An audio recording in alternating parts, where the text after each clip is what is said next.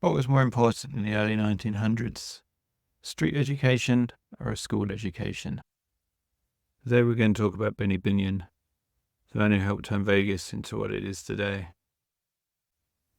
He is also credited as the man who helped start the WSOP. Benny Binion was born in 1904. As a child, he had very ill health, making his parents take the decision to keep him off of school. Instead, he was known to help his father, who was a horse trader. As he grew up, he learned to gamble on trade days with the other merchants at the fairs. After a history of crime in Dallas, by the mid-40s, Binion had moved to Vegas. When it came to Binion opening his own casino, Vegas was already run by mobsters. This didn't deter him from opening the Horseshoe. Binion quickly befriended the police and politicians of Las Vegas, but never called on him when there was trouble at the casino, as Binion had his own way of sorting out problems. It's said that the Binion's Horseshoe Casino wasn't the flashiest of casinos, nor did they put on constant entertainment, but what they were was one of the first to offer free drinks to slot machine players. Another thing he didn't offer was a hotel, more depending that the customers would use the Hotel of the Golden Nugget by Steve Wynn just across the road. Another thing that he offered was a craps table with a limit of 10 times higher than the rest of Vegas. This was going to attract customers from all over America. In 1953, Binion's criminal past started to catch up to him. The FBI teamed up with a judge who had now given him a 43-month sentence, which is a harsher sentence than a previous tax evasion problem he had. Once released from prison, Binion could no longer hold a gaming license, but he remained at the casino in the books as a consultant. Another big change had happened while Binion was in prison. He no longer ran the Horseshoe.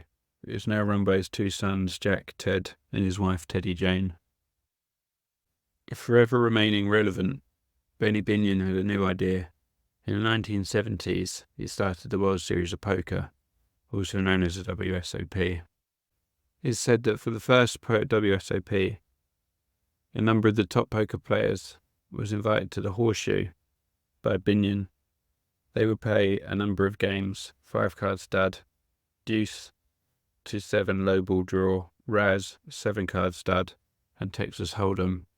This would be played to a set time, and when the time was over, they would be judged on who was the best poker player. In 1971, the WSOP was hosted again. This time it was more like we know it today. A collection of players would all put out $5,000 per dollars, and then they would play to a freeze-out tournament till there was one winner. This would go on to be known as the main event. That year there were 4 other smaller events also held.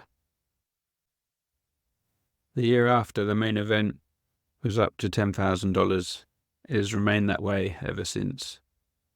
On the first year it was $10,000. Benny Binion put $5,000 of his own money to each player as a way to attract a crowd. This was because in the early days, it seemed the cash games were still more popular than the WSOP itself. The WSOP had started to grow in popularity, and from 1976, the tradition of handing bracelets to winners instead of trophies was started. Benny Binion passed away Christmas Day 1989 of a heart attack. He was 86 years old. Benny Binion, the boy who never went to school, started as a horse trader in Texas. He ended up running one of the best-known casinos in Vegas and starting the WSOP, competition that still runs today. So the boy who never went to school, it's said, was worth $100 million when he passed away in 1989. Thank you everyone for listening to my podcast. Please like and comment if you want to. Goodbye.